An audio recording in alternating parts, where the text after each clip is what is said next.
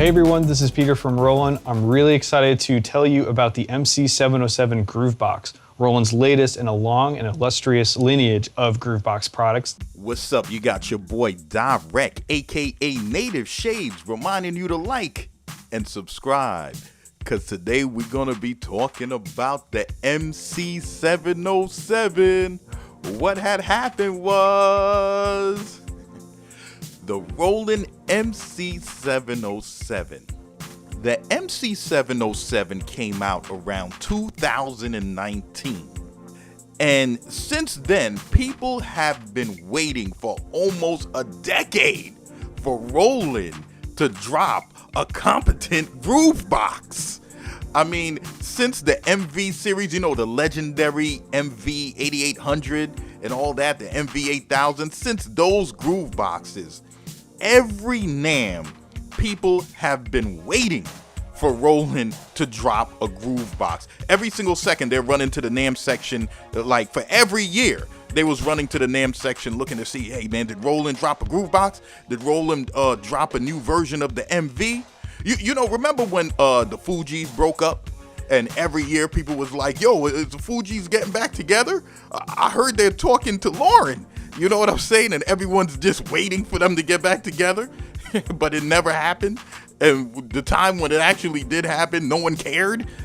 This is the same thing for how people was waiting for Roland to drop a groove box. And they dropped the MC707 finally. And people cared. People cared about this joint. What's great about this groove box is that it's so featured packed. You have real-time time stretch. You have real-time controls. As far as like each track has like 4 control knobs over it, you know, that controls filter, you know, pitch, modulation and stuff like that. But not only does it have those controls over the tracks, you can make them control whatever you want it to control. You could just scratch their stuff and say, nah, forget it. I want this to control something completely different and assign it to whatever you want to assign it to. It has real pad editing. Every track has 16 instruments in the pad or drum sounds in the pad, and you can edit each pad. Not only can you edit each pad, you can really edit each pad. I mean, go down to the nitty gritty. The MC707 has a deep Zencore synthesizer, and Roland is crazy about this Zencore engine they keep pushing on us. They're like, check out our new Zencore engine. Every time you see Roland, a Roland product, whether it's 707, the 101 Verse Lab, they're like, hey man, we got a new Zencore engine. Hey, don't forget to check out our Zencore engine. They're pushing this Zencore engine harder than the COVID vaccine. These cats are going crazy with this Zencore engine.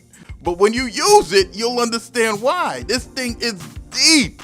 You know what I'm saying? And the thing is, you don't have to go deep if you don't want to. If you just want to use, like I said, the control knobs on the surface and just do the basic editing and filtering and all that stuff, you can do that.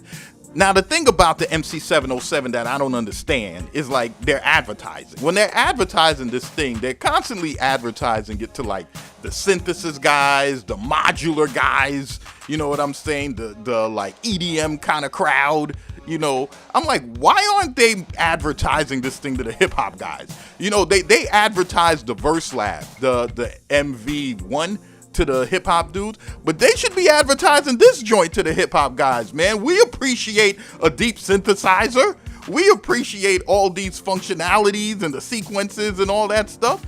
They should have somebody rapping on this. One of the things that's not so great about this unit that some people complain about, that the sampling time audio recording in input, you only get 62 seconds. So if you're recording into the input of the, the input of the audio signal, you only get 62 seconds of sampling time.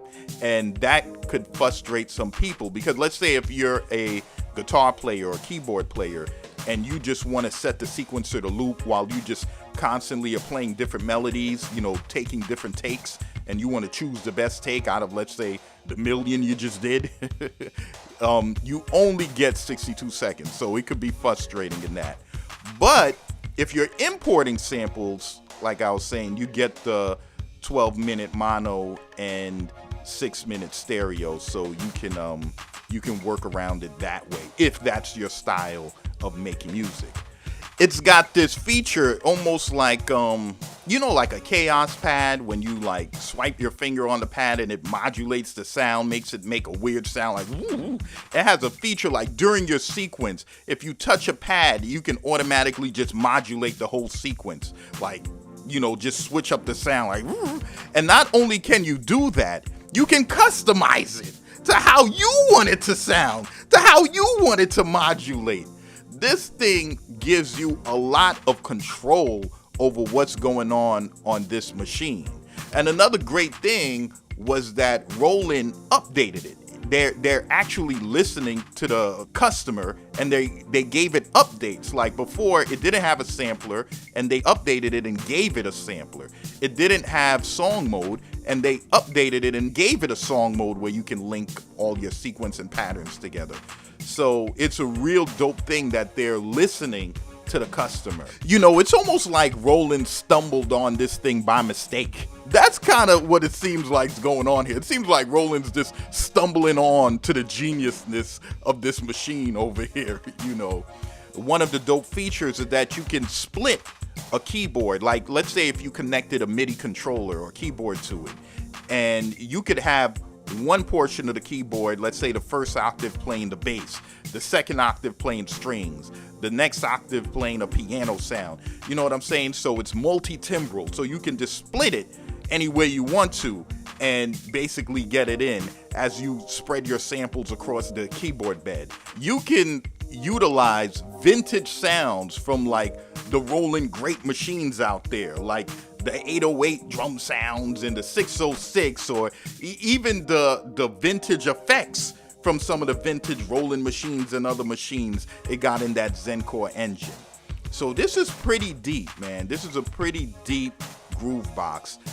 It's not an MV 8800. Like, I don't think that you can look at it as an MV per se. You gotta understand that it's its own machine, but it does give you a lot for what you got going on here. Now, as far as the price, they go for about $1,000, and they do give you a lot, but I would love it at $700. I would love it at $700. I'd be like, yeah, man, I'm in. You know what I'm saying? It would be in my studio right now for $700. So yeah, that's the MC707. What had happened was, so this is your boy Dyreck, aka Native Shades, reminding you to go down low in the description and get that MPC1 hidden strategies, while I'm showing you some of the dopest hidden strategies on the MPC1. And also go down in the description if you want to find out more about the MC707. So this is your boy Dyreck, aka Native Shades, reminding you to like and subscribe. And I'm signing off.